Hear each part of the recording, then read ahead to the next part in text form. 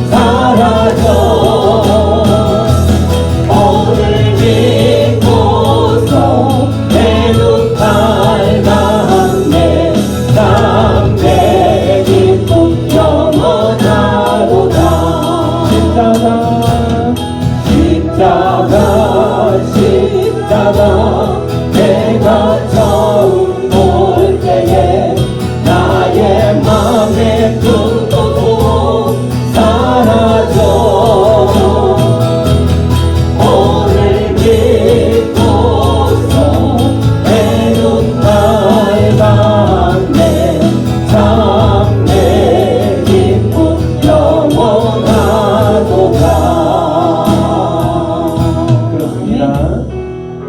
우리들이 찬양했던 것처럼 우리의 모든 인생들, 우리의 모든 눈물들, 우리의 모든 아픔들, 우리의 모든 고통들을 십자가 앞에 내려놓을 때에 우리의 모든 마음에 있는 그 고통들, 눈물들이 사라질 것을 믿습니다.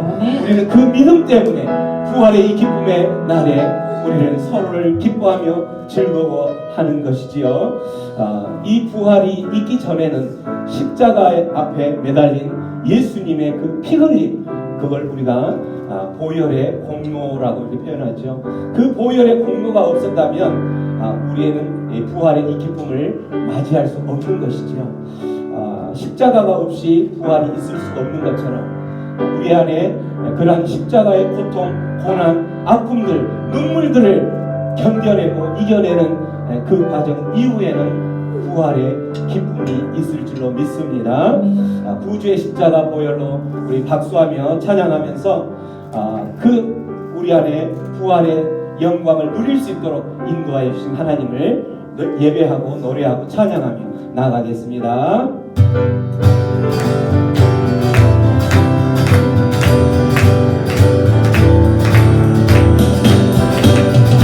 구주의 십자가 보혈로 내 세상 벗기를 원하네.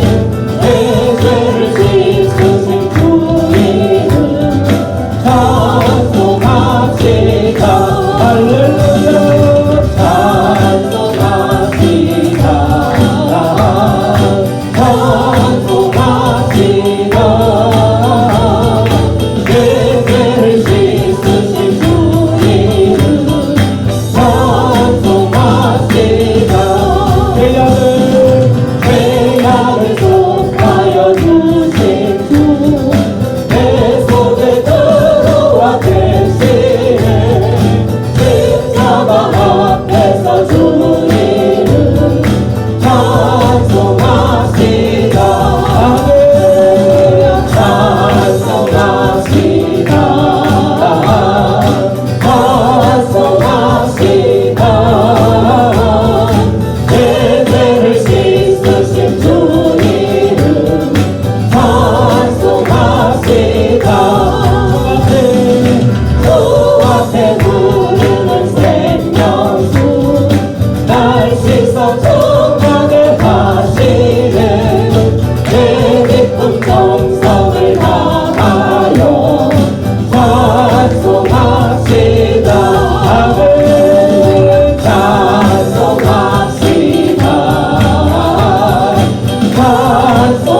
찬송합시다. 내 죄를 씻으신 주 이름 찬송합시다. 찬송합시다. 찬송합시다.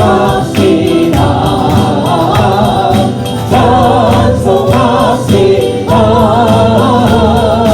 내 죄를 씻으신 주 이름 찬송합시다. 찬송합시다. 찬송합시다. 찬송합시다. 내 죄를 씻으신 주 이름 찬송합시다. 계속해 회개한 양심은 생명수 가운데 젖었네. 숨없고 순전한 주 이름 찬송합시다. 할렐루야 찬송합시다. 찬송합시다. 내 죄를 씻으신 주 이름 찬송합시다.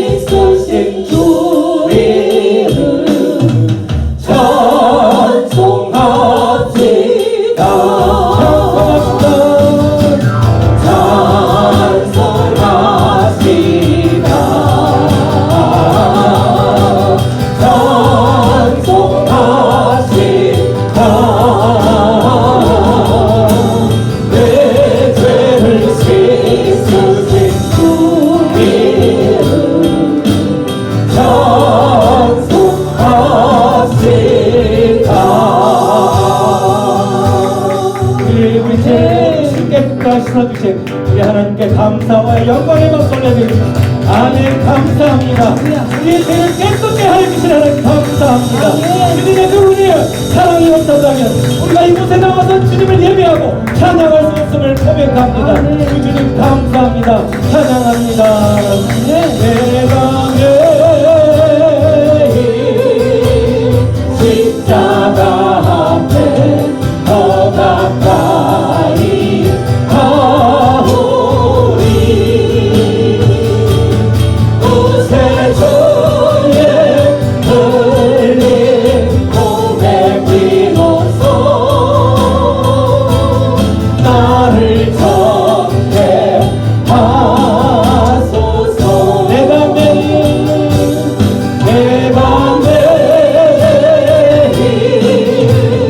십자가 앞에 더 가까이 가오리. 구세주의 흘린 고백 비로소 나를 정죄하소서.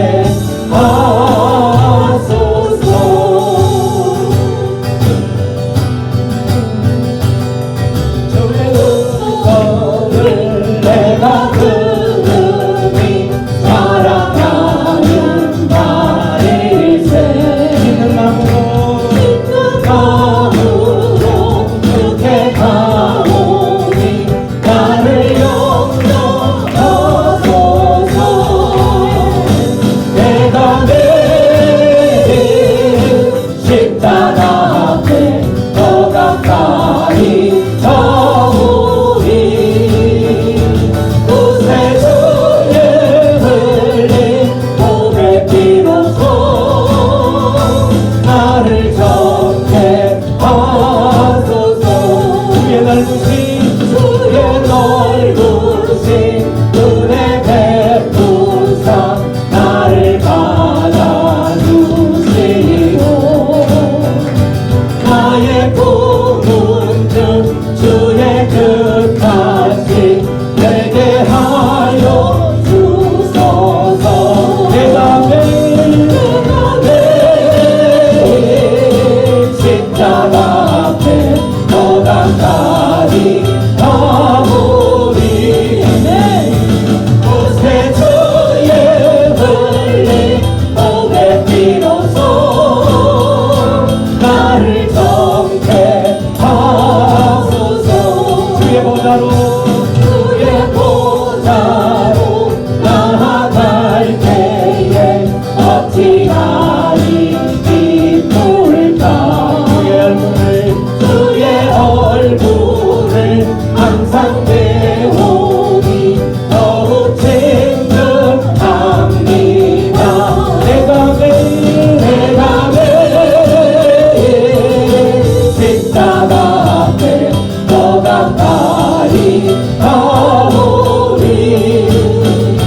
구세주의 흘린 고백 비로소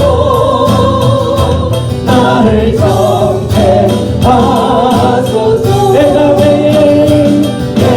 매일 십자가 앞에 더 가까이 가오리. 구세주의 흘린 고백 비로소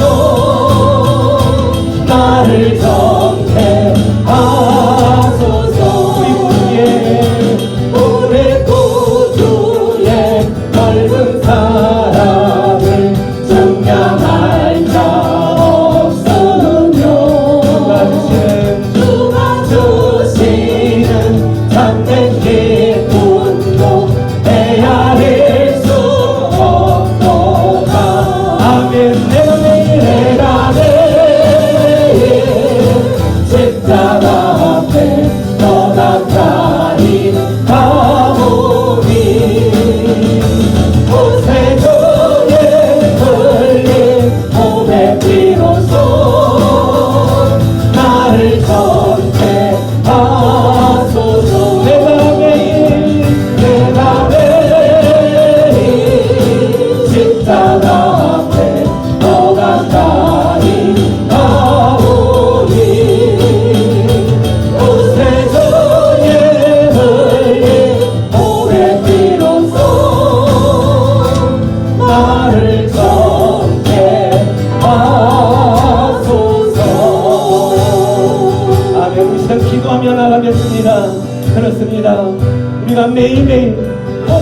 말씀하시는 그 순간순간 모든 순간마다 주님 앞에 나아갈 때에 주님께서 흘려주신 그 보혈의 피로 말미암아서 그 보혈의 공로로 말미암아서 내가 하나님의 자녀가 되었고 또는 하나님께 예배자가 되었고 하나님을 나의 아버지라 부를 수 있게 하여 주심을 감사합니다. 그 하나님 오늘 또한 십자가에 못 박혀 죽으셨다가 부활하신 그 하나님을 찬양하며 예배하러 나온 하나님의 백성들을 만지시고 만나 주옵소서. 이 시간 이 공간 가운데 주의 성령이 함께 하셔서 하나님을 찬양하고 예배를 사모하여서 이곳에 나온 하나님의 백성들의 심령마다 만져 주옵소서. 우리 주여 하며 외쳐드리며 기도하며 나가겠습니다. 아버지 하나님 감사합니다. 할렐루야. 사망 권세를 이기시고 보라심으로 저희에게 영원한 승리를 주신 주님, 찬양과 경배를 올려드리오니 영광받아 주옵소서. 아멘. 다시 사신 예수님을 기념하는 부활주일을 맞아 생명 되시는 예수 그리스도가 이곳에 계심을 믿고 주님 앞에 나왔습니다. 이 자리에 함께 하시고 드려지는 예배를 받으시오며 모두가 예수님을 만나고 참 소망의 자유함을 얻는 귀하고 복된 시간 되게 은혜 내려 주옵소서. 아멘. 그러나 이 기쁘고 영광스러운 날에 저희의 마음은 연약하고 악한 존재들임이 고백합니다. 주님께서 부활하심으로 말미암아 참된 소망을 주시고 교회를 굳게 세우심에도 불구하고 저희들은 여전히 주님의 부활을 의심하여 순종하지 못했던 의심 많은 연약한 존재들이었습니다. 아버지, 이러한 저희를 불쌍히 여겨 주시옵소서. 이 시간 모든 심령에 성령님 부활의 믿음을 갖게 하셔서 이 땅에서 살아가는 동안 참된 진리와 소망으로 살아가는 저희들이 되게 인도해 주옵소서. 아멘.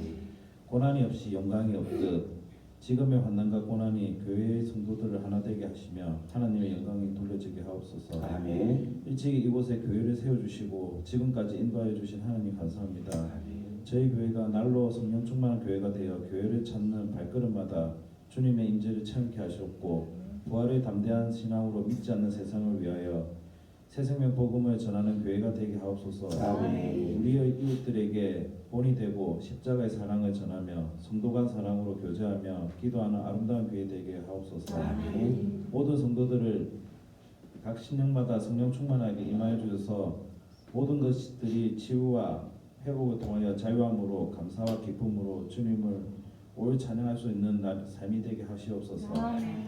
말씀 듣는 시간입니다. 이 시간 생명의 귀한 말씀을 전하시는 목사님을 십자가의 능력으로 붙들어 주시고 영과 육을 감격케 하여 주옵소서. 모든 성도들 말씀을 들을 때에 왜 주님께서 고난의 종으로 예루살렘에 입성하시고 왜 십자가의 고난을 받으셔야만 했는지 심령 깊숙이 깨닫는 시간이 되게 하옵소서. 아멘. 부활이요 생명이 되신 예수 그리스도 이름으로 기도드립니다. 아멘.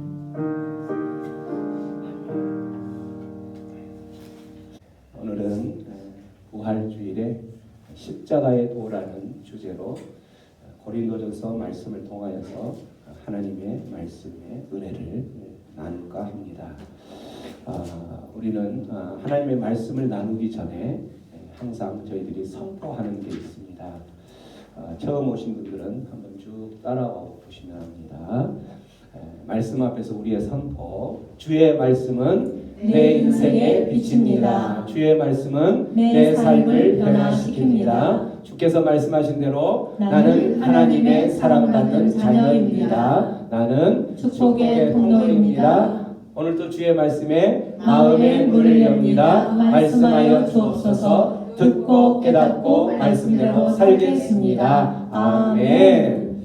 우리가 말씀 앞으로 나아가기 전에 늘 이렇게 선포하는 이유는 우리가 말씀을 듣지만 때로는 매너리즘에 빠지고 때로는 그 말씀을 문자 그대로 사람이 전하는 사람의 입술에서 나오는 그 말로만 들을 수 있을 것 같아서 그 말씀을 듣고 깨닫고 하나님의 말씀대로 살아가는 그 사람에게는 능력의 말씀이 되고 하나님의 말씀이 되기 위해서 이런 선포를 저희들이 하고 있습니다. 선포한 대로 듣고 깨달은 이 모든 말씀들이 우리의 삶에 실제요 능력의 말씀이 되기를 주님의 이름으로 축원드립니다. 네, 오늘 말씀입니다. 고린도전서 1장 18절로 25절까지 말씀인데 저와 함께 한 절씩 한 절씩 교독하겠습니다.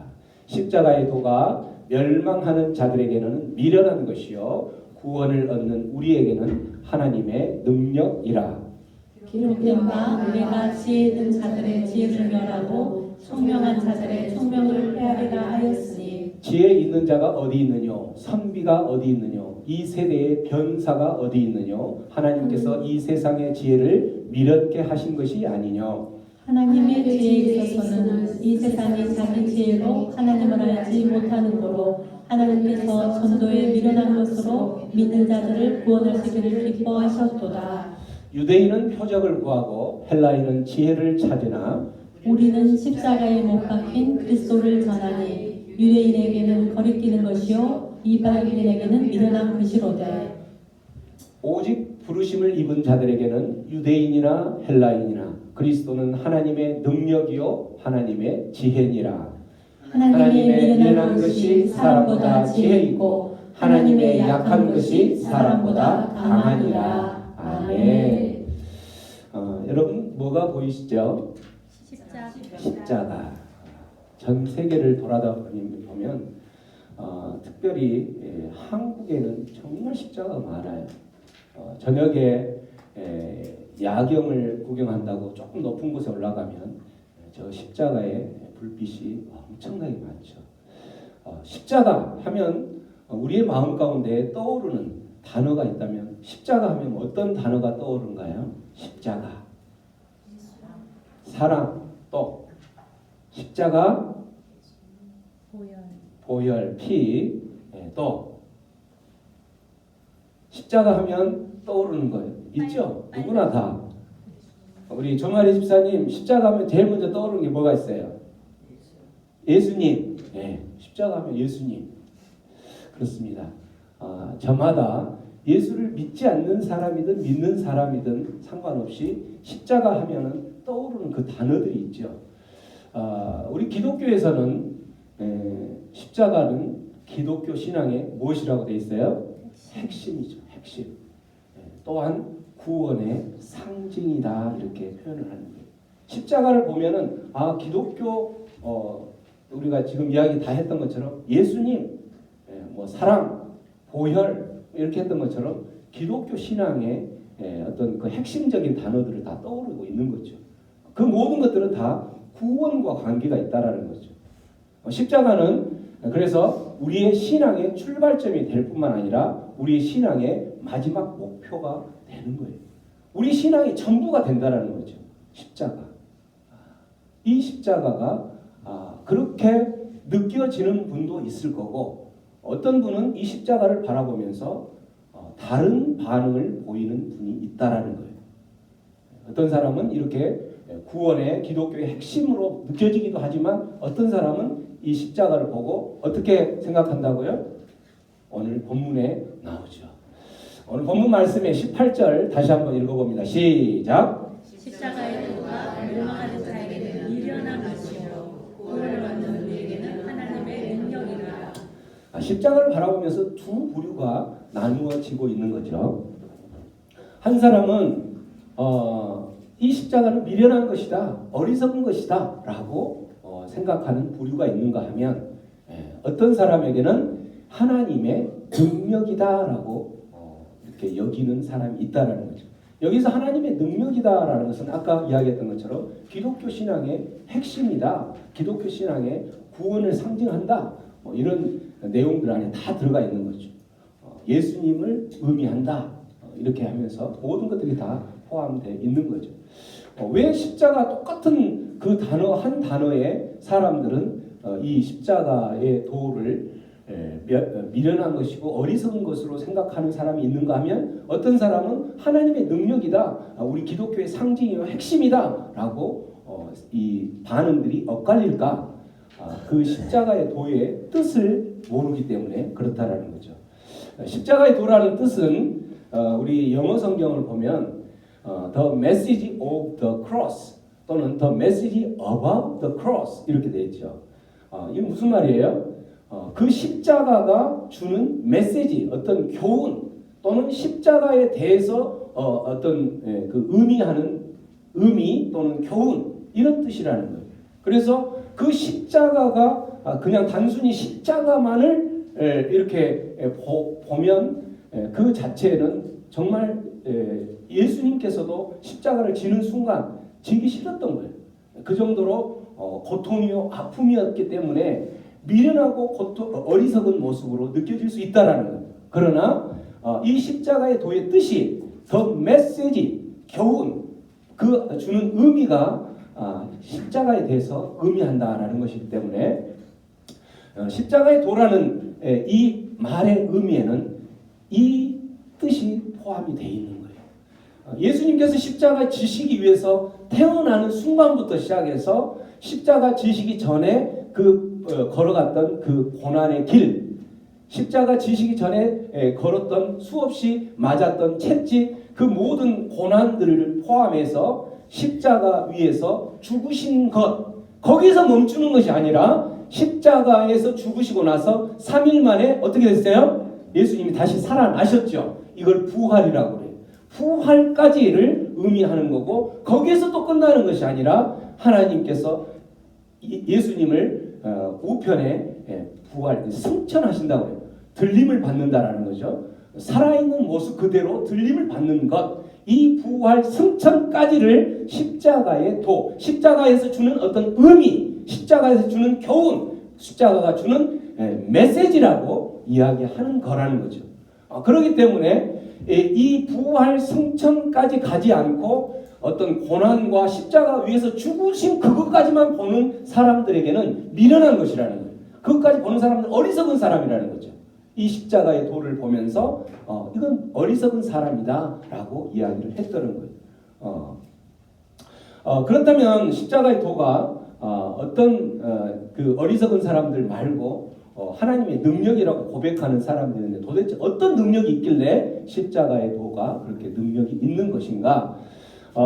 우리가 이제 그 십자가 하면 아까 구원의 상징이다 이렇게 이야기를 했었는데 우리는 아담과 하와의 선악과라는 이야기를 너무나도 잘 알죠. 왜 아담과 하와가 선악과를 따먹어서 우리를 죄인이 되어서 그렇게 했는가라부터 시작해서 왜 하나님은 선악과를 만들어서 우리를 그렇게 또 죄인 되게 했는가? 뭐 이런 여러 가지 이야기가 있지만 어쨌든 아담과 하와가 그렇게 타락하죠. 그 하나님의 뜻을 어기고 하나님의 뜻을 선악과를 따먹지 말라는 것이 하나님의 뜻이었는데 그 하나님의 뜻을 어기고 선악과를 따먹는 그 순간 죄를 짓는 모습이고 타락의 모습이었던 거예요. 그렇게 해서 그 사람들이 이제 그 아담의 후손들 저와 여러분들이 똑같이 아담의 후손으로 태어나는 사람들은 죄 가운데 똑같이 태어나고 죄 가운데 살아가다가 죄 가운데서 죽어가는 거예요. 이 죄에 대해서는 어떻게 해결할 방법이 없어요. 왜? 죄가 어떻게 되기 때문에 유전된다고 그러죠. 그것보다 우리가 유전하면은 부모와 자식을 봤을 때 유전되는 그것을 막을 수 없는 거잖아요. 그거와 마찬가지로 이 죄가 유전이 되는 거예요. 이것을 해결할 수 있는 방법이 어떻게 있을까요? 해결할 방법이 없어요. 그래서 하나님께서는 이거를 해결하기 위해서 하나님께서 방법을 가르쳐 주셨어요. 그 방법이 바로 뭐였냐면 피로 동물의 피를 들여서 그 피로 제사를 드리고 이제 지금으로 말하면 예배인데 그 제사를 드리면 그 피에 의해서 이 죄의 씻음을 받게 된다라고 이야기를 했던 거예요. 그 죄 씻음 그 유전되어서 도저히 해결할 수 없는 그것을 동물의 피로 제사를 드리면서 죄 씻음을 받기 위해서 그래서 구약에 예수님이 태어나기 전을 구약이라고 그래요. 구약 시대에는 어떤 제사들이 있었냐면 죄를 우리가 살아가다 보면 많은 죄를 짓지요. 그 죄를 용서를 받고 죄 씻음을 위해서 죄는 내가 지었는데 결국은 내가 사랑하는 그 동물이 죽어서 피를 제사 지내서 용서받는 그 피 흘림이 있었다라는 거예요. 그 피 흘림이 한 번으로 끝나는 것이 아니라 우리는 살아가면서 죄를 짓고 이제는 안 지어야지라고 고백하고 다짐을 하지만 되돌아서서 바로 죄를 또 짓는 우리의 연약한 모습들이 있죠. 이러한 것들 때문에 그 내 사랑하는 그 동물이 죽어가고 또 죽어가고 또 죽어갔다라는 거예요. 그런데 예수님께서 하나님께서 그 계획하신 대로 한 번에 이제는 계속 동물을 잡지 않고 한 번에 들여서 영원히 그 예수님의 피로 그 죄 씻음을 받게 해주는 장치를 만들어 오셨다라는 거죠. 그게 바로 하나님의 구원 사건, 아까 말한 십자가 사건, 십자가의 도라는 거예요. 우리가 이제 클릭 좀 해주세요.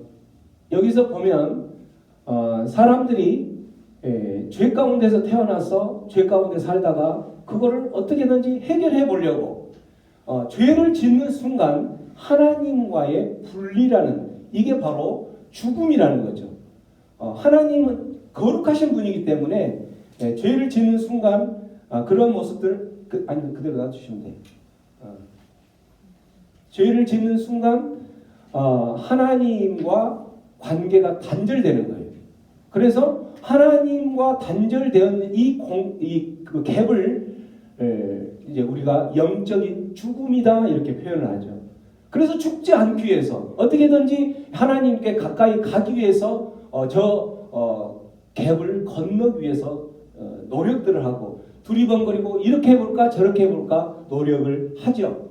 모든 사람들이 대표적으로 어떤 모습들을 하게 되냐면 이 사람들이 자기들이 죄인이라는 것을 알고 또한 죄인은 먼 날 하나님께서 다시 오시는 그때에 심판이 있다는 것을 알고 그 심판의 죽음이 이제 사망인데 둘째 사망이라는 표현이 있어요. 요한계시록에 보면 우리가 육체적으로 한 번 죽지만 하나님 앞에 다시 섰을 때에 또 한 번 죽는다라는 거예요. 그 한 번 죽는 사람은 누가 죽는 거냐면 예수 믿지 않는 그 사람이 두 번째 사망이 있다라는 거예요.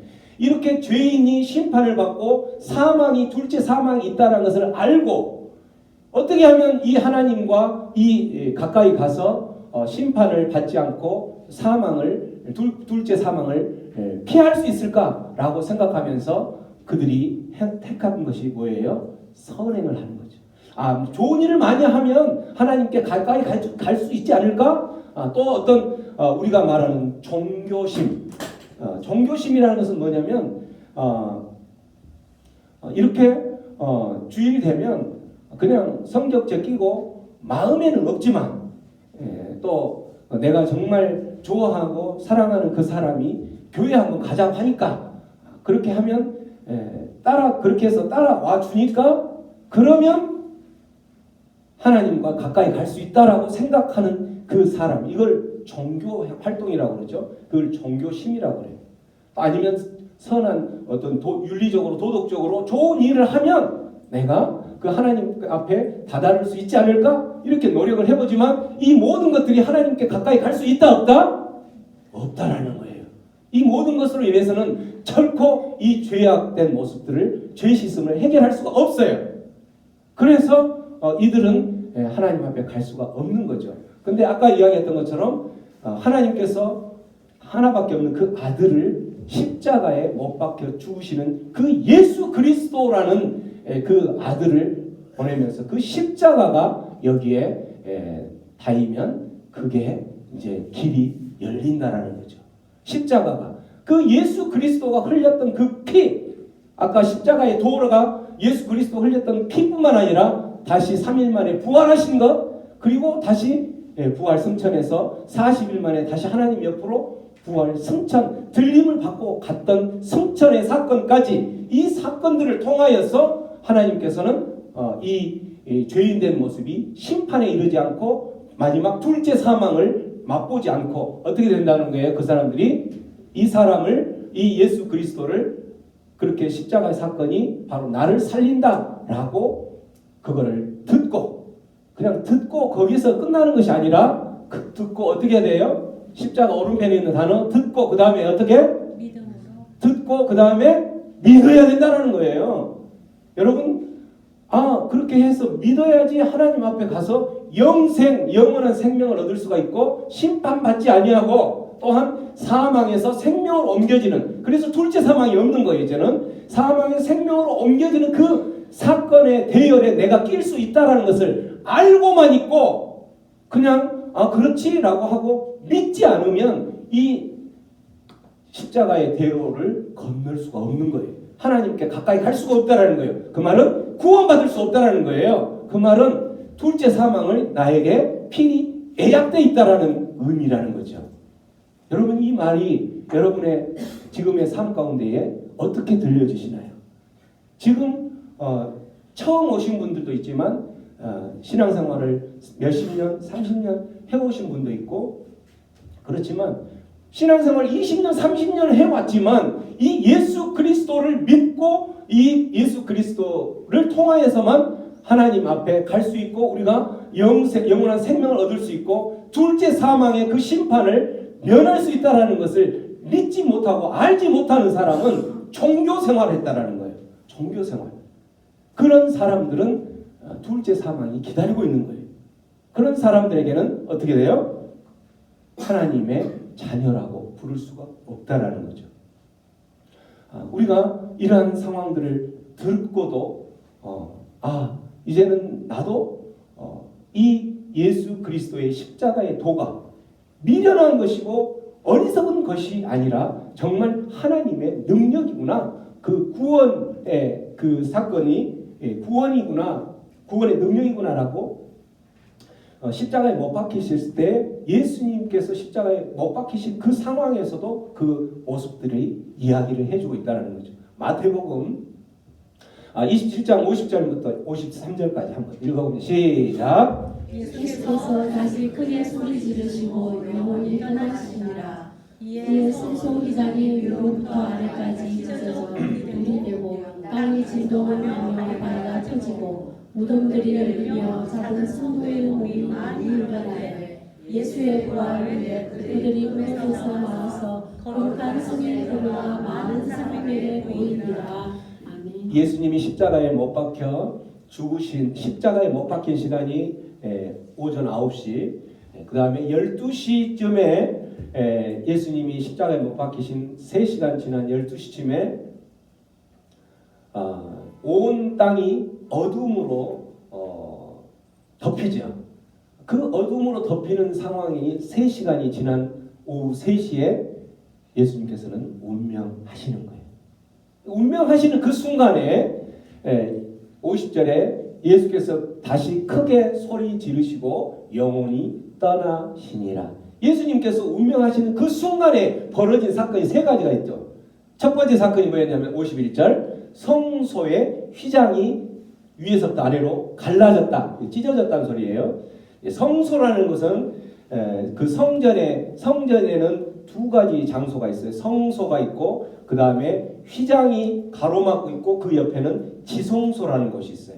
그러면 이 지성소 안에는 언약궤가 있고 거기 언약궤라는 것은 하나님께서 임재하시는 그 장소다 이렇게 해서 그 언약궤 안에 언약궤의 지성소에 하나님의 임재가 있는 거죠. 그래서 이 성소에서 이제 구약의 제사를 지낼 때 제사장들이 이곳에서 제사를 지내고 뭐 등불을 켜놓고 하다가 지성소에 들어가는 날은 1년에 딱 한 번 들어가게 돼 있어요. 지성소에는 이 휘장을 거치고 지성소에 들어가는데 그 지성소에 들어갈 때에 누가 들어가냐면 대제사장이 들어가는 거예요. 1년에 한 번 딱 들어가는데 그 안에 들어가서는 이 대제사장이 죽을 수도 있고 살 수도 있어요. 어떤 상황일 때 죽을 수 있냐면 그곳에는 하나님이 계시는 곳이기 때문에 하나님이 거룩하신 그 하나님을 맛보러 뵈러 갔는데 내가 죄인된 모습이었으면 대제사장이도 인간이기 때문에 죄인된 모습이 될 수가 있죠. 죄인된 모습이었으면 그 안에 지성소에 들어갔을 때 휘장을 거치고 지성소에 들어갔을 때 그 사람은 죽을 수가 있는 거예요. 하나님을 보는 순간 죄인된 그 모습은 대제사장은 죽게 된다는 거죠. 근데 그 안에서 죽었는지 안 죽었는지 어떻게 알 수 있을까요? 죽었는가 하고 이렇게 열어보면 되지 않을까? 열어보는 순간 죄인 된 나도 또 죽을 수가 있는 거예요. 그래서 대제사장이 들어갈 때 그 대제사장 옷 밑에 보면은 방울이 있어요. 딸랑딸랑 방울이 있는데 그 방울에 줄을 이렇게 성소에 매달아 놓고 대제사장에 들어갔는데 아무 소리가 있는가 없는가 이렇게 줄을 당겨보면 딸랑딸랑 소리 나면은 서 있구나.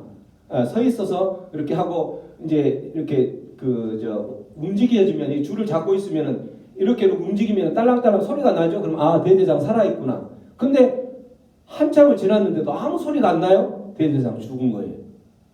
이렇게 1년에 딱 한 번 대제사장이 그 지성소에 하나님께 예배하고 하나님을 만나러 그렇게 갔는데 그 지성소와 성소가 가로막고 있는 그 휘장이 예수님께서 십자가에 못 박혀 죽으신 그때에 위에서 아래로 갈라졌다, 찢어졌다라는 거예요. 이거는 무엇을 의미하는 걸까요?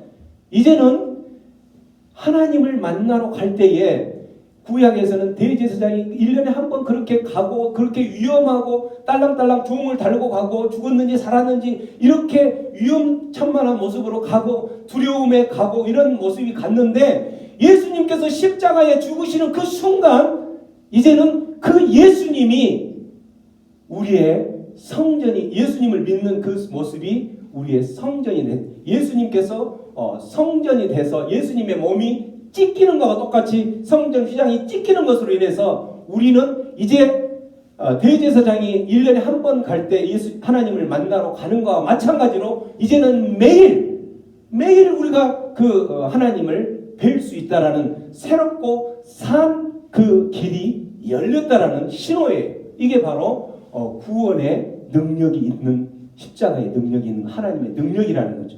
이게 바로 예수님의 십자가 사건, 십자가의 도가 주는 그 하나님의 능력이라는 거예요.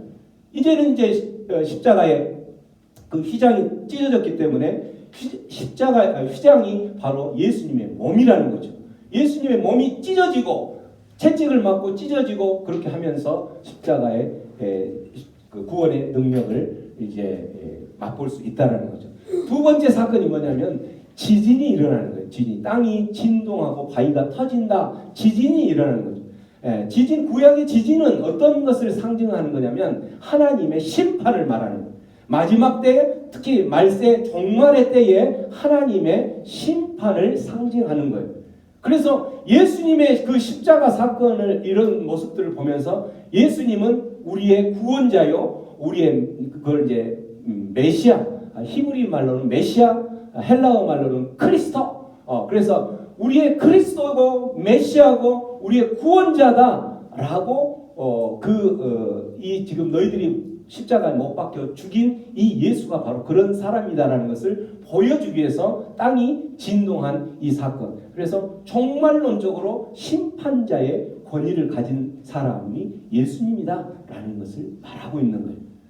그 종말의 사건이 벌어질 것들을 뿐만 아니라 52절에 그 예수님께서 십자가에 못 박혀 죽으신 그때에 무덤이 열리고 성도의 몸이 부활하는 것을 보여주셨다라는 거죠. 이것을 기록하고 있다는 거예요. 이게 바로 뭐예요? 우리들도 예수 믿는 우리들도 저와 여러분들도 이제는 죽으면 한 번 죽으면 그걸로 끝나는 것이 아니라 죽음 이후에 부활이라는 게 있다라는 거죠.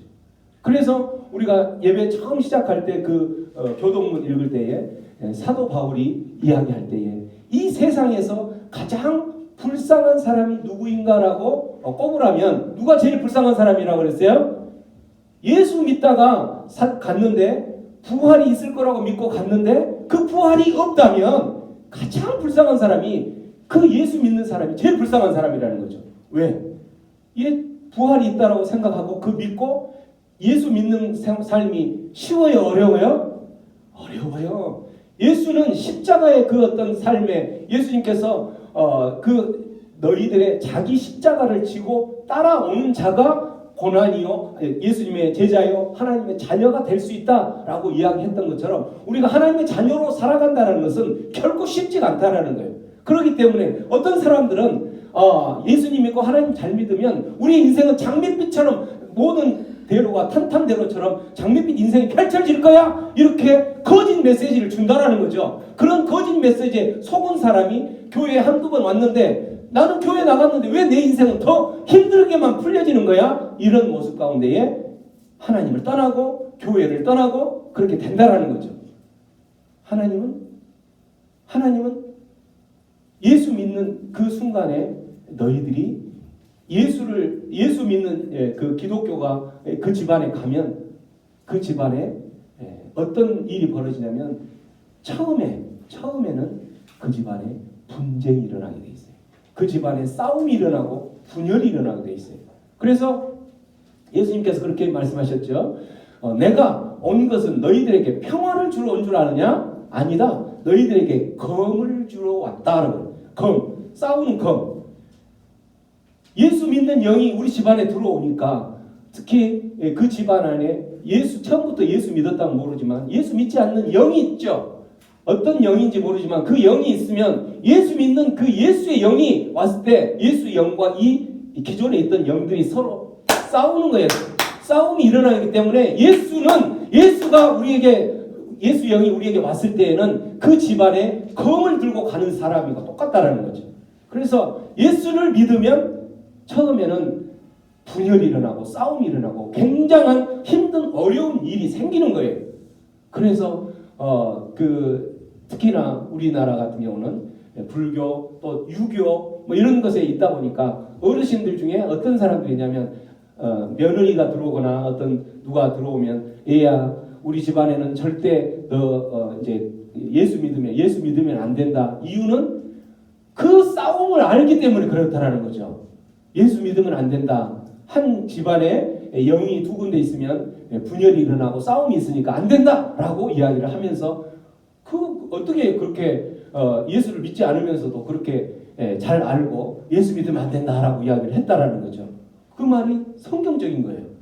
그래서 예수를 믿으면 그렇게 부활의 몸으로 우리가 다시 하나님 앞에 부활의 몸으로 될 거라는 것을 믿지 못한다면 예수 믿음으로 인해서 힘든 나날들이 계속 펼쳐짐으로 인해서 그들이 어떻게 돼요?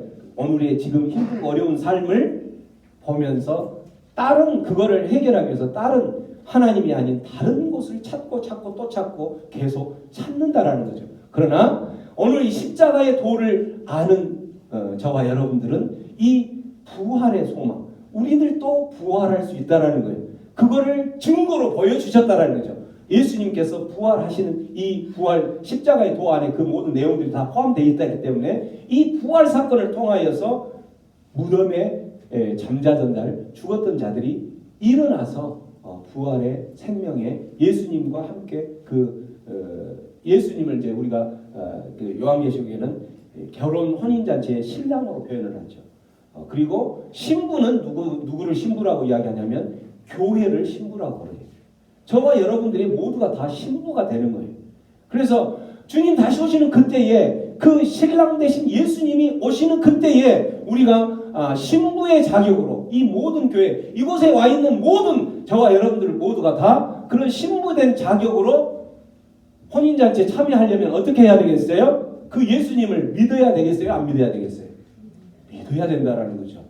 오늘 이렇게 구원에 예수님을 믿는 그렇게 한 이 사건을 십자가의 이 사건을 통해서 하나님께서 만들어 놓으신 이게 하나님의 지혜라는 거죠.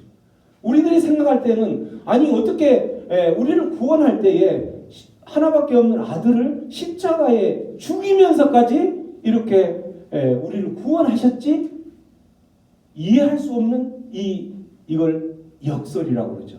패러독스, 역설. 이 역설을 통하여서 하나님께서는 우리를 구원하셨다는 거예요. 이게 이 하나님의 지혜를 따라갈 사람이 누가 있겠느냐는 거죠. 우리 인간들 중에 아무리 지혜가 높은 사람들도 이거를 이렇게 죽이는 거죠. 그래서 아까 멸망하는 자들에게는 십자가의 도가 미련한 것이다, 어리석은 것이다 라고 했을 때 그 멸망하는 자들이 바로 뭐냐면 이것을 이해하지 못하고 하나님의 지혜를 이해하지 못하는 예전의 헬라 철학자들, 아리스토텔레스나 소크라테스나 이 모든 헬라 철학자들이 그들이 가지고 있는 지혜, 자기들이 가지고 있는 지혜가 최고라고 생각했던 거죠. 그러나 그들이 가지고 있는 지혜로 이 하나님의 그 구원 사건들을 이해할 수 없었던 거예요. 그래서 이거를 그들의 십자가의 도를 미련한 것이다라고 이해했다라는 거죠. 뿐만 아니라 유대인들에게는 그것을 어떻게 표현하냐면 그 십자가의 도를 똑같이 미련한 것이라고 어리석은 것이라고 했던 이유가 유대인들이 생각할 때에는 십자가형은 그때 그 우리가 살면서 사형 방법 중에 하나였던 거. 십자가형은 사형 방법이 여러 가지 있는 것 중에 십자가형은 가장 악한 죄를 지은 그러한 사람이 아니고는 십자가형을 치르지를 않아요. 근데 십자가형에 누가 죽었어요? 예수님이 죽었다라는 거예요. 그들이 기다리고 오실 메시아 구원자라고 기다렸던 그 사람이 십자가에 못 박혀 죽은 모습을 보고 너희 그런 예수를 믿는 너희들을 보고 미련한 사람이다, 어리석은 사람들이다 라고 이야기를 했다라는 거죠. 그러나 우리가 알고 있는 이 하나님의 능력 십자가의 도는 이런 하나님의 놀라운 지혜가 있는, 우리가 이해할 수 없는 그러한 지혜가 있다라는 거죠.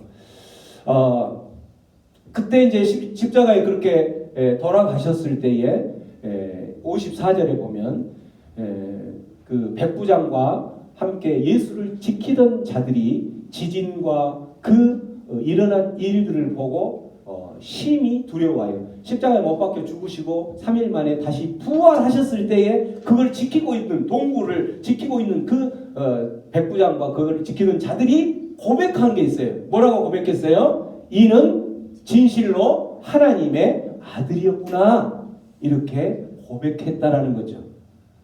그 어떤 사건들을 보고 이 예수님을 십자가에 못 박혀 죽으면 죽은 것으로 끝난 거라고 생각했는데 3일 만에 부활하시는 모습을 보고 또 부활하는 그 상황에 그곳에 또 지진이 일어나고 십자가에 못 박혀 죽으실 때도 지진이 일어났지만 부활하실 그때도 지진이 일어나는 모습을 보면서 이는 진실로 하나님의 아들이었구나라고 고백한다라는 거죠. 이 고백한다는 건 뭐예요? 하나님을 믿었다라는 거예요. 이런 고백들, 그렇게 해서 하나님을 영접했다라는 거죠. 예수님을 영접했다라는 거예요. 무엇으로 영접했다라는 거예요? 예수님을 십자가에 죽고 어리석은 자요 미련한 자가 아니라 예수님을 하나님의 아들이요 메시아요 구원자요 그리스도요, 똑같은 말이라는 거죠. 우리의 주님으로 영접했다라는 거죠. 이곳에 나와 있는 우리 모두에게 하나님은 오늘 동일하게 여러분들에게 도전합니다. 지금 도전하고 있어요.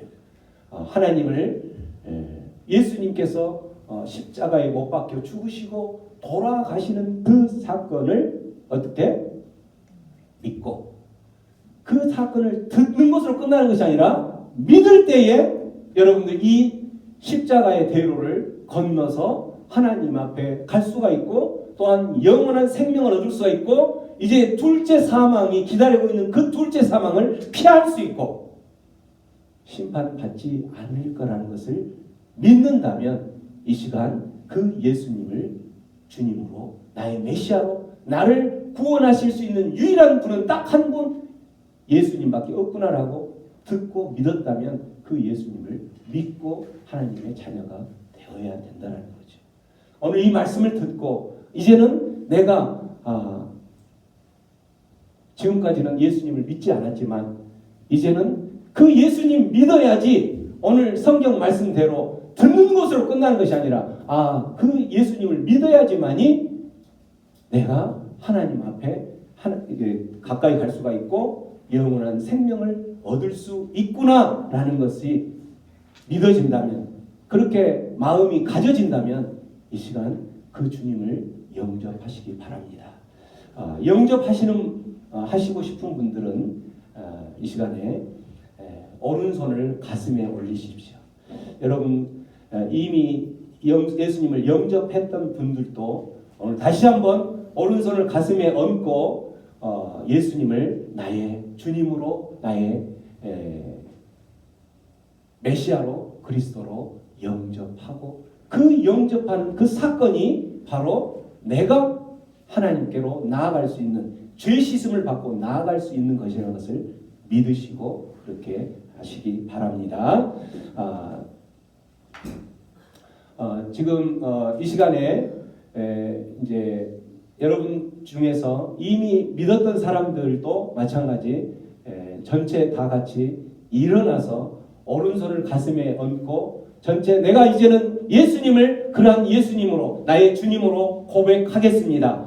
그렇게 하시고 처음 들었던 분들도 내가 그 예수님을 내가 이제는 나의 주님으로 영접합니다. 받아들입니다. 내 마음의 문을 열고 받아들이겠습니다. 그러한 마음이 있는 분들은 이 시간 전체 일어서서 그 주님을 영접하는 시간을 갖겠습니다. 영접하신 분들은 제가 스크린에 영접 기도를 하는 기도문을 띄웠으니까 여러분 일어서신 분들은 이 오른손을 가슴에 대고 기도하는 시간을 갖겠습니다. 기도할 때에 이 고백이 지금까지 내가 살아왔던 모든 고백의 내용들이 함축되어 있다는 것을 믿고 또 이렇게 영접 기도를 외치는 그것이 예수님을 나의 주님으로 영접하는 모습이 되는 것이죠. 자, 제가 이제 일어서셔서 예수님을 나의 주로 주님으로 영접하기로 결단하신 분들이 선포하고 외칠 수 있도록 제가 먼저 선창을 할 테니까 여러분 그대로 따라오시면 되겠습니다. 하나님 아버지, 지금까지 하나님과 아무런 관계없이 제가 원하는 대로 살아온 모습이 죄인의 삶이었음을 깨닫습니다. 지금까지 하나님과 아무런 관계없이 제가 원하는 대로 살아온 모습이 죄인의 삶이었음을 깨닫습니다. 나 같은 죄인을 살리기 위해서 십자가에서 못 박혀 죽으시고 3일 만에 다시 살아나신 예수님이 나의 주님이요 그리스도이신 것을 믿습니다. 나 같은 죄인을 살리기 위해서 십자가에서 못 박혀 죽으시고 3일 만에 다시 살아나신 예수님이 나의 주님이요 그리스도이신 것을 믿습니다. 오늘 이 시간 내 마음의 문을 열고 예수님을 나의 주님이요 그리스도로 영접합니다. 오늘 이 시간 내 마음의 문을 열고 예수님을 나의 주님이요 그리스도로 영접합니다. 내 마음속에 오셔서 지금부터 예수님의 인도하심만을 따라 살아가고 예수님만을 섬기며 살아가게 하옵소서. 내 마음속에 오셔서 지금부터 예수님의 인도하심만을 따라 살아가고 예수님만을 섬기며 살아가게 하옵소서. 예수님의 이름으로 기도합니다. 아멘. 예수님의 이름으로 기도합니다. 아멘. 아멘. 우리 좌우에 지금 영접하신 분들 좌우에 얼굴 한번 보시죠. 좌우에 축하합니다. 여러분들은 이제 하나님의 자녀가 되신 겁니다. 여러분들은 이제 하나님의 자녀가 되신 거예요. 우리 하나님의 자녀가 되는 게 너무나도 단순한 것 같은데 이게 안 되는 거예요. 그래서 사람들은 내가 하나님의 자녀가 되기 위해서 아까 제가 그림으로 보여준 것처럼 하나님 앞에 가기 위해서는 내가 많은 선행을 하고 도덕적인 모습들을 하고 어떤 그 종교적인 활동을 열심히 하면 되겠지라고 했지만 결국은 그곳이 하나님께 가까이 갈 수가 없고 예수님의 그 십자가의 대로 그 십자가의 도만이 하나님께 가까이 갈 수 있다는 것을 믿고 여러분들은 이제 그렇게 예수님을 주님으로 영접하셨습니다. 제가 잠깐 기도하겠습니다. 기도합니다. 고마우신 하나님 아버지, 이곳에 하나님께서 보내신 예수님을 주님으로 그리스도로 메시아로 영접하고 그들의 인생을 이제는 주님 인도하신 그 삶을 따라 살아가기로 결단하였습니다. 이들의 삶이 그렇게 주님의 제자가 되어서 살아가기로 결단하는 그들의 삶이 이제는 영원토록 하나님께서 인도하시고 하나님께서 다스리시고 하나님께서 그들의 삶 가운데 모든 삶의 순간순간마다 동행자가 되어 주옵소서. 그래서 그들의 삶 가운데 때로는 힘들고 어려운 모습들도 있겠지만 그러한 상황 가운데서도 주님의 인도하심만을 따라서 주님만 바라보며 주님께서 주신 평강의 삶으로 인도하여 주옵소서. 그래서 마지막 날 주님께서 예비하신 그 둘째 사망을 피하게 하시고 영원한 생명의 길로 갈 수 있도록 주님 그 길로 우리들을 모두가 다 인도하여 주옵소서. 감사하고 예수님의 이름으로 기도하옵나이다. 아멘. 우리 서로를 바라보면서 축하합니다. 축하합니다. 여러분 모두 하나님의 자녀가 된 것을 축하드립니다. 네. 여러분 말씀이 끝난 거 아니에요. 하나님의 십자가의 도가 이런 하나님의 능력이 있다라는 그 말씀을 전하면서 여러분을 영접할 수 있도록 제가 간단한 영접 기도 예식을 치른 것이고 이제 설교의 2편이 들어갑니다. 하나님의 능력, 십자가의 도가 가지는 그 하나님의 놀라운 능력에 의해서 여러분들이 이제 하나님의 자녀가 되었죠. 뿐만 아니라 이제 하나님의 자녀가 된 사람들은 이렇게 살아가야 되는 거예요. 자, 유대인들은 표적을 구하고 헬라인은 지혜를 찾는다. 아까 이야기한 것처럼 헬라인들은 아리스토텔레스, 소크라테스 이 모든 사람들 이런 사람들은 자기들이 추구하는 그 지혜가 최고인 것으로 생각하고 그 지혜만을 찾아서 나아가는 거죠. 그런데 여기서 우리는 누구예요? 예수님을 나의 주님으로 고백하고 지금 영접한 여러분들은 무엇을 구하는 거예요? 무엇을 자랑하는 거예요? 십자가에 못 박힌 그리스도를 자랑하고 그분을 전한다라고 할 거죠. 여러분들 이제는 여러분의 삶 가운데에서 여러분들이 붙잡아야 될 것이 있다면 뭘 붙잡냐면 십자가의 도, 그 십자가가 주는 그 의미, 십자가에 못 박힌 예수님이 이 땅에 오셔서 그렇게 십자가에 못 박히신 이유가 어디에 있는지 그 뜻을 알아가며 찾아가야 된다라는 거죠. 그러한 예수님을 유대인들은 꺼리끼는 것, 또 여기서 이방인들은 헬라인들을 말하는 것, 이방인들은 미련한 것 이렇게 고백하는 거죠. 그런데 이제는 예수님을 영접한 우리들은 어떤 것을 자랑해야 돼요? 십자가에 못 박힌 그리스도만을 자랑하고 그분만을 전하고 해야 된다는 거죠. 세상 사람들은 자랑을 할 때에 무엇을 자랑하죠? 자기의 이루어 놓은 성공을 자랑하죠.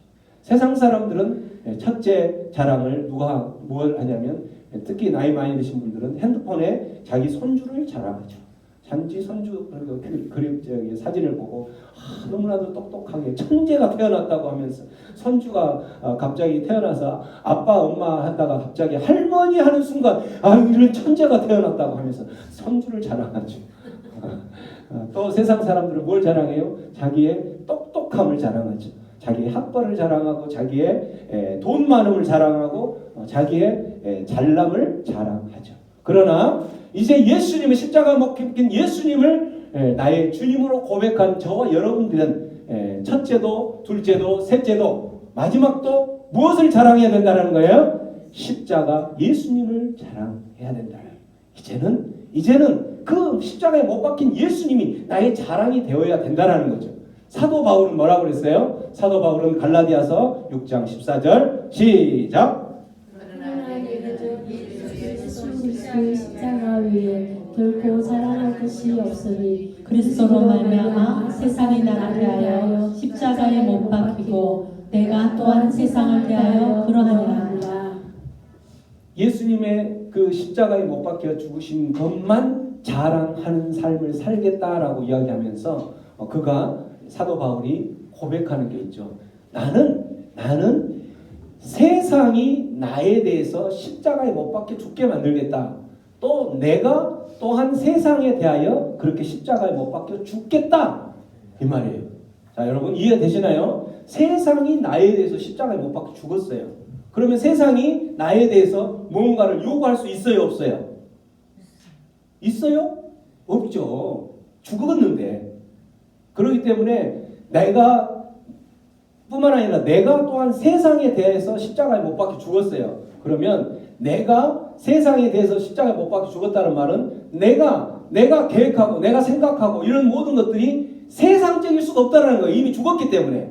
뿐만 아니라 세상이 나에 대해 십자가에 못 박혀 죽었다는 것은 세상이 나를 그렇게 조종할 수 없는 거예요. 세상은 말하죠. 네가 그 정도 학벌이면 자랑할 만해. 네가 그 정도 성공했으면 자랑할 만해. 라고 이야기할 건데 이미 죽었어요. 십자가에 못 박혀 죽었어. 나에 대해서 아무런 말할 수 없는 거예요. 그래서 사도 바울은 이제는 세상과 나는 완전히 분리되어서 살아가는, 그래서 오직 십자가만 자랑하며 살아간다라고 이야기를 하고 있다라는 거죠.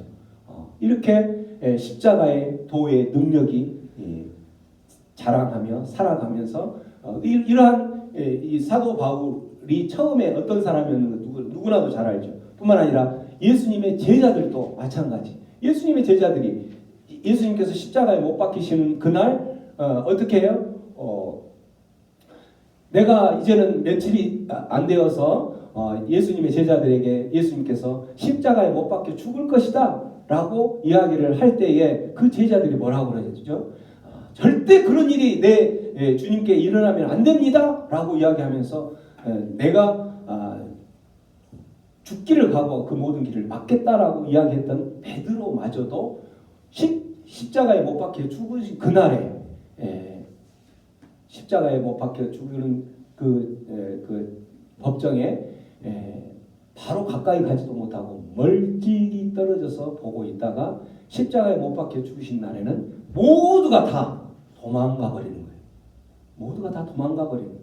그러한 모습으로 살아갔던 사람들이 이 십자가의 능력, 그때까지는 십자가에 죽으시는 그 예수님까지만 봤기 때문에 모두가 다 도망가 버리는 거죠.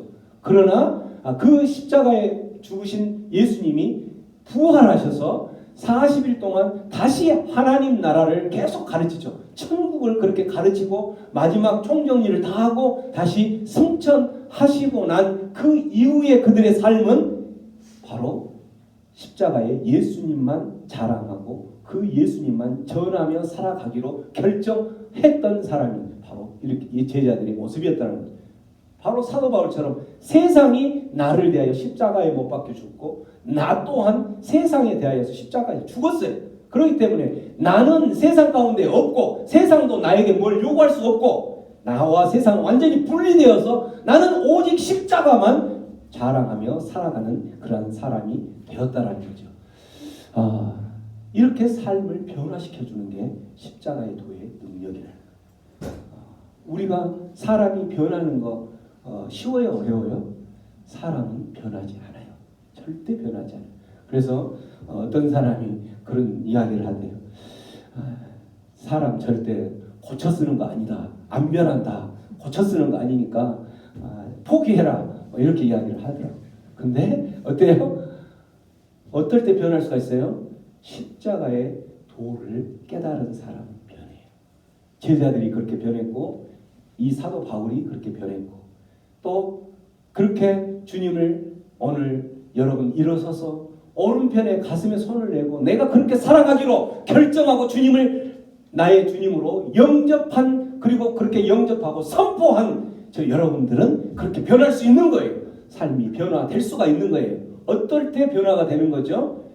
어떨 때 사람은 두 가지로 변할 수 있죠. 예수님을 그렇게 믿기로 했다가 고난이 오고 핍박이 오면 그냥 또 다시 옛날의 그 제자들처럼 멀찍이 서서 아니면 도망가 버리는 식으로 예수님 이렇게 도망가 버리는 모습으로 변할 수도 있고, 또 하나는 끝까지 견디고 참아내면서 무엇을 바라보면서 부활의 소망을 바라보면서 견뎌낼 수 있다라는 거예요.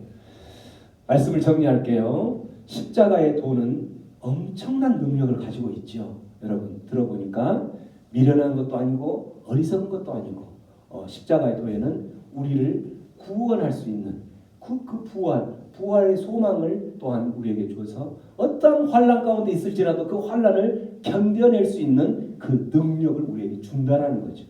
이거를 바라보면서 여러분의 이제 하나님의 자녀가 된 이 삶을 이루면서 어떻게 힘들고 어려운 일이 있을 때마다 내 하나님을 포기하고 도망가는 것이 아니라 더 하나님을 바라보고 인내하고 환난이 올 때마다 견디는 그러한 사람이 되기를 축원합니다. 또한 십자가에 못 박힌 그리스도만 자랑하는 그러한 삶을 살아가는 자 되시기를 바랍니다. 우리의 자랑이 결코 어떤 우리의 잘남, 또 우리의 학벌, 우리의 성공, 우리의 어떤 이 세상 가운데서 이렇게 내려올 수 있는 자랑거리들이 우리의 자랑이 아니라 첫째도, 둘째도, 셋째도, 넷째도, 다섯째도, 마지막에도 예수 그리스도, 십자가에 못 박힌 그 예수 그리스도만 자랑하고 그 예수 그리스도만 전하는 자 되시기를 바랍니다. 마지막으로 이 십자가의 도를 가지는 이 사람들은 변화되게 돼 있어요. 내가 변하지 않는다 그러면 하나님을 제대로 못 만났든지 십자가의 도를 제대로 못 깨달았든지 뭔가 이유가 하나 있을 거예요. 내가 예수님 우리가 처음에 그 선포하는 그 시간에 듣고 깨닫고 말씀대로 살겠습니다. 그리고 하나님의 말씀은 내 삶을 변화시킵니다. 그 말씀이 이루어지는 것은 바로 이 능력 때문에 그렇다라는 거죠. 이 사도 바울과 제자들이 그렇게 변했던 것은 십자가의 도에 그 능력이 하나님의 능력이 있었기 때문이라는 거죠. 우리 시간에 잠시 기도하며 나아가겠습니다. 기도할 때에 여러분들은 오늘 이 자리를 너무나도 잘 오셨어요.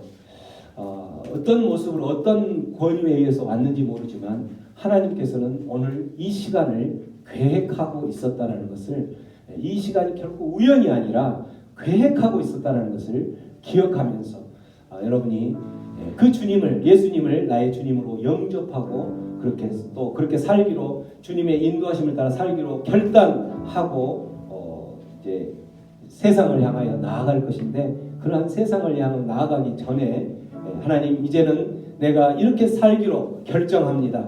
오직 예수님, 첫째도 둘째도 셋째도 마지막에도 예수님만 자랑하며 나에게 구원의 그 삶을 허락하신 그 주님, 또 부활의 소망을 갖게 하신 그 예수님을 나의 주님으로 고백하며 그 주님만 전하며 살겠습니다. 그렇게 기도하며 결단하며 나아가겠습니다. 기도합니다. 고마우신 하나님 아버지 감사합니다. 오늘 하나님의 사람들 또한 이 하나님의 말씀을 듣게 하시니 감사합니다. 아버지, 어떠한 모습으로 들었는지, 어떠한 상황 가운데서 이곳에 왔는지 알지 못하지만 하나님, 이들의 그 고백이 있었고 또한 결단이 있었습니다. 이제 그들의 삶 가운데에 하나님, 그들의 삶에 변화가 있는 삶이 되게 알려주시고 그 주님을, 예수님을 주님으로 고백하며 그렇게 살아갈 때 그들의 삶 가운데 때로는 어떤 고난과 핍박과 환난이 있을지라도 그 주님 때문에 부활의 소망을 가지고 그 환난과 모든 고통들을 견뎌내는 하나님의 자녀 되게 하여 주시옵소서. 고마우신 하나님 아버지 감사합니다. 내가 무엇이간데 십자가 앞에 그렇게 하나밖에 없는 아들을 내어주시며 나를 하나님의 자녀로 삼아 주셨습니까? 오늘 그 하나님을 감사하고 찬양하여 또한 그 하나님께 이제는 내가 그 주님을, 예수님을 나의 주님으로 고백하고 메시아로 고백하고 구원자로 그리스도로 고백하며 나의 모든 삶을 그 주님께 맡기며 살기로 결단합니다. 하나님, 이러한 삶 가운데에 때로는 힘들고 어려운 일이 있을지라도 환난과 그 고난 가운데에서 주님 바라보며 견디게 하여 주시옵소서. 감사하고 예수님의 이름으로 기도하옵나이다. 아멘. 예, 우리 오늘 들었던 말씀 생각하면서 이 찬양 한번 드리겠습니다. 이 찬양 드리고 이 찬양이 끝날 때 되면 예수님께서 십자가에 못 박혀 죽으셨다가 부활하신 그 예수님을 생각하면서 그 부활의 기쁨이 나의 먼 훗날 부활의 기쁨이 되기를 소망하면서 우리 케이크를 커팅하는 시간을 좀 갖겠습니다.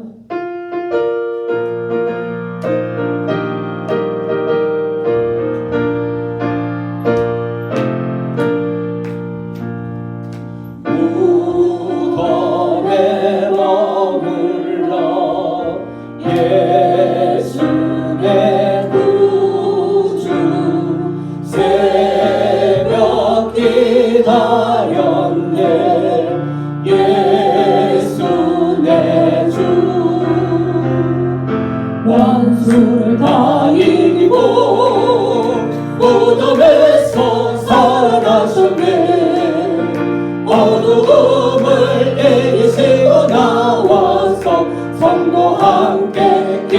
다스리시네 사셨네 사셨네 예수 다시 사셨네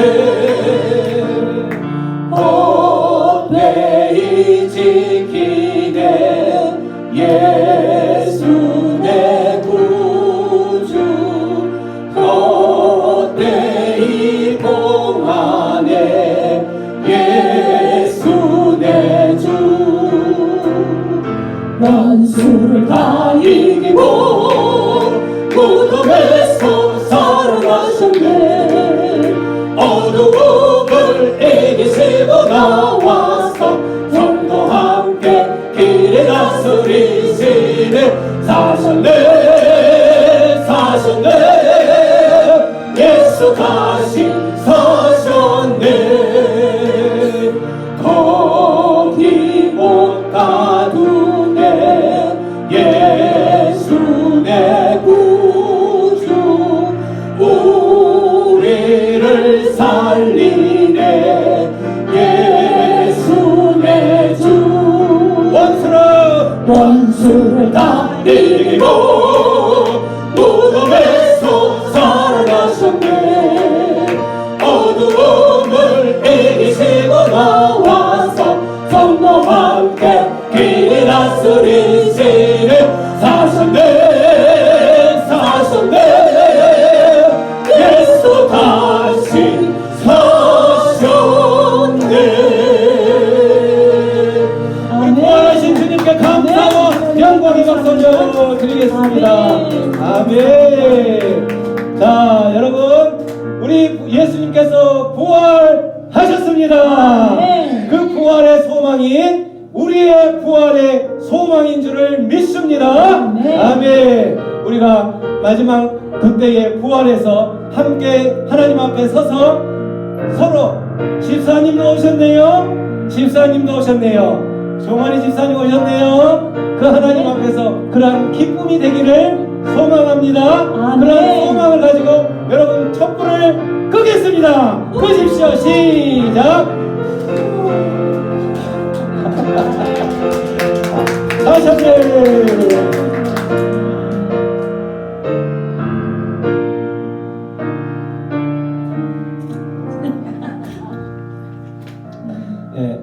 커팅식은 나중에 우리 식사하고 나서 하겠습니다. 여러분 이제 이 시간에 성찬식을 드릴 건데 여러분 성찬식은 어떤 거냐면 우리 고린도전서 말씀 한번 읽어보겠습니다. 11장 23절 25절까지 시작.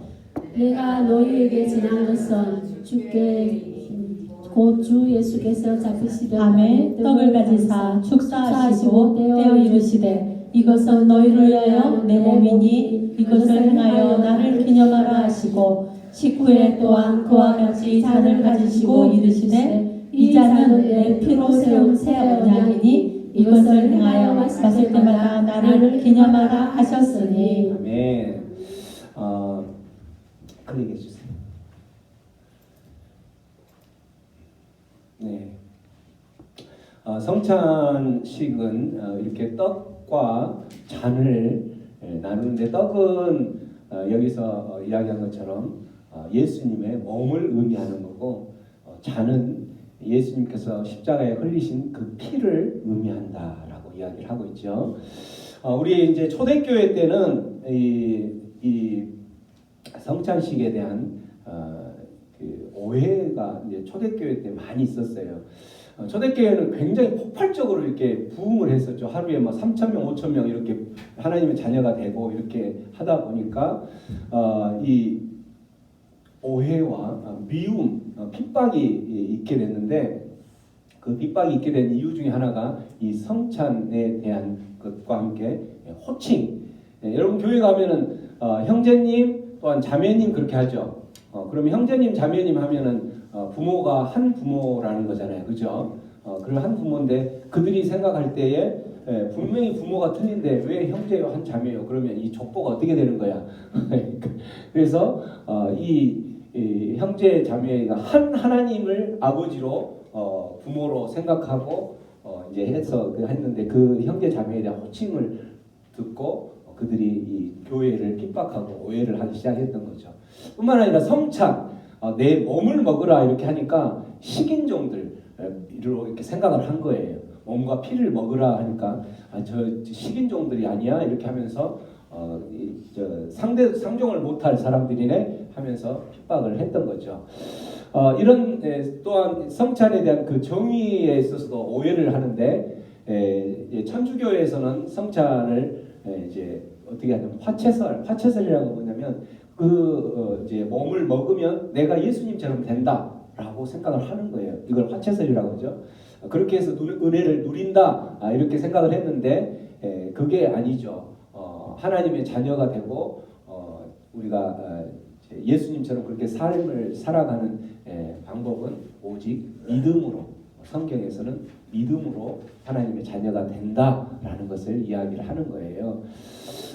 그래서 이 성찬에 믿음으로 하나님 자녀가 되는 것이기 때문에 성찬에 누구만 참여할 수 있냐면 예수님을 영접한 자. 여러분들 모두가 다 영접했죠. 그래서 제가 성찬식을 앞두고는 항상 이 영접을 초청을 합니다. 그래서 이제 여기에서 영접에 응하지 않는 사람들은 성찬에 참여할 수가 없어요.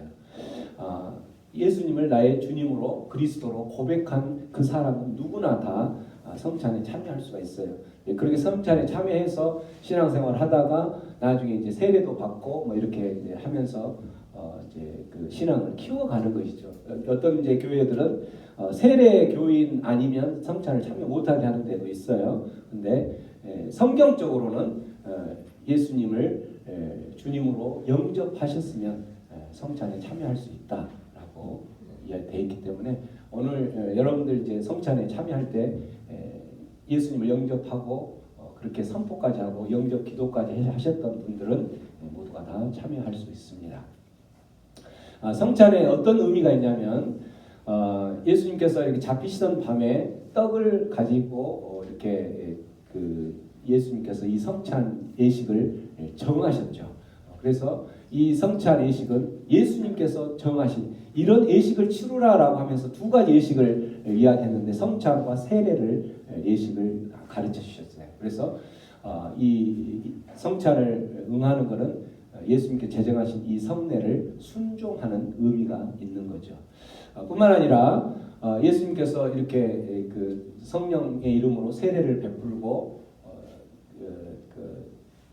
아버지와 아들과 세례를 베풀고 이렇게 이제 성찬과 세례를 순종하는 그 의미가 있다라는 걸 말씀드렸고, 두 번째는 이 전하신 것이 예수께서 잡히시던 밤에 예수께서 잡히시던 무엇로 잡혔냐면 그 당시에 유월절이라는 이제 양을 잡아서 근데 그 어린 양의 자격 모습으로 피를 흘리기 위해서 아까 제사를 지내기 죄사함을 위해서 피를 흘리기 위해서 그러한 것처럼 유월절 식사에 어린 양 예수의 모습으로 등장한 것을 우리가 기억하는 거예요. 이 성찬을 참여한다라는 것은 이렇게 해서 내가 이 몸을 먹고 이 마시는 것은 철저하게 하나님께서 예수님을 통하여서 우리를 구원시키는 그 사건을 기억하는 거죠. 오직 예수님의 죽음으로만 내 생명이 얻어진다라는 것을 기억하는 것이죠. 그래서 여러분 이제 좀 이따가 드릴 때에 주님의 몸입니다라고 하면 여러분 이미 그 주님의 몸으로 인해서 새 생명을 얻은 하나님의 자녀가 되었기 때문에 아멘 하고 받으시면 돼요. 또 주님의 피입니다라고 하면 이 피를 흘려서 내가 새 생명을 얻었구나라고 해서 아멘 이렇게 하시고 드시면 됩니다. 세 번째 의미는 예수님께서 그렇게 기념하라고 했죠. 축사하시고 때가 이르시되 이것은 너희를 위한 내 몸이니 이것을 위하여 나를 기념하라. 또 피를 위해서도 나를 기념하라. 기념하라는 거예요. 그 성찬을 통하여서 예수님의 십자가에 못 박히신 그 모습이 나의 죄를 사하시기 위해서 죽으셨다는 것을 기억하고 기념하는 거죠.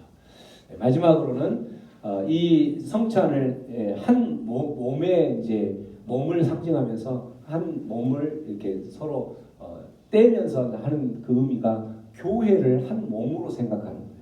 그래서 한 몸 안에는 여러 지체가 있는 것처럼 우리 성도 모두가 다 이 성찬에 참여하는 모두는 이 예수님을 몸으로 생각하고 그 몸에 붙어있는 모두 한 지체이다, 한 공동체이다라고 고백하는 그 모습이다라는 거죠. 형제 자매가 한 몸에 붙어있는 지체요, 또 그 지체들끼리는 서로를 배려하고 사랑해야 되는 것을, 그러한 존재들이라는 것을 기억하면서 이 성찬에 참여하겠습니다. 우리 장로님과 수경 목사님 나오셔서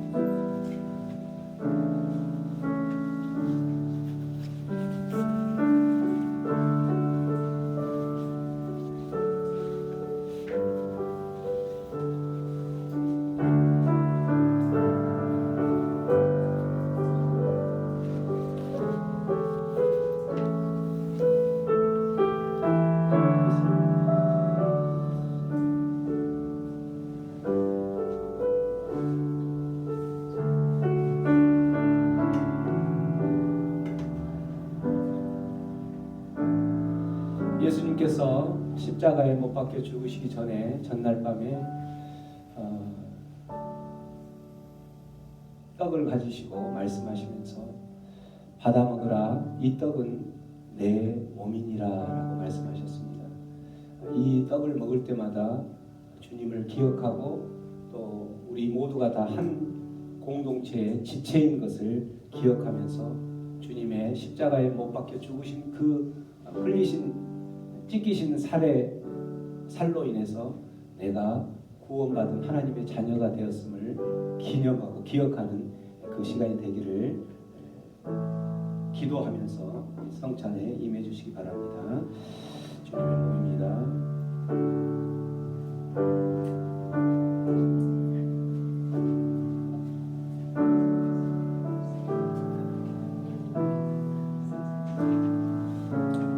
좀 이따 나오시면 됩니다. 잠시던 밤에 주님께서 또한 잔을 드시고 이는 너희를 위한 내 피라라고 말씀하셨습니다. 이 피를 받아 먹을 때마다 너희를 위해서 흘린 피라는 것을 기억하고 이 피로 말미암아 우리 모두가 다 구원되었음을 기념하는 자 되기를 소망하면서 피의 잔을 맞으시기 바랍니다.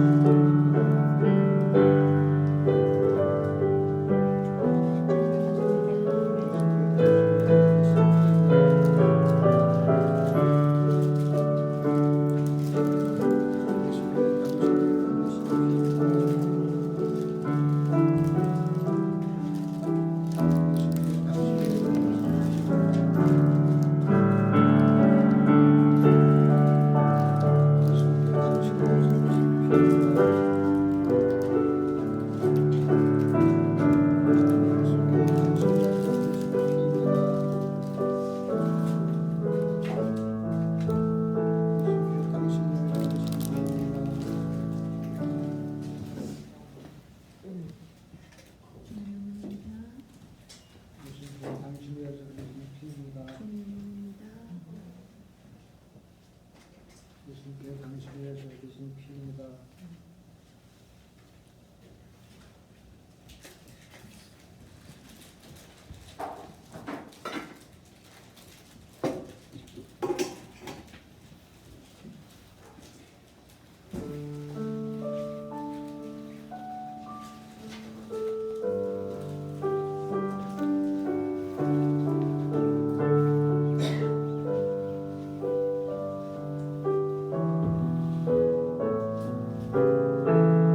기도하겠습니다.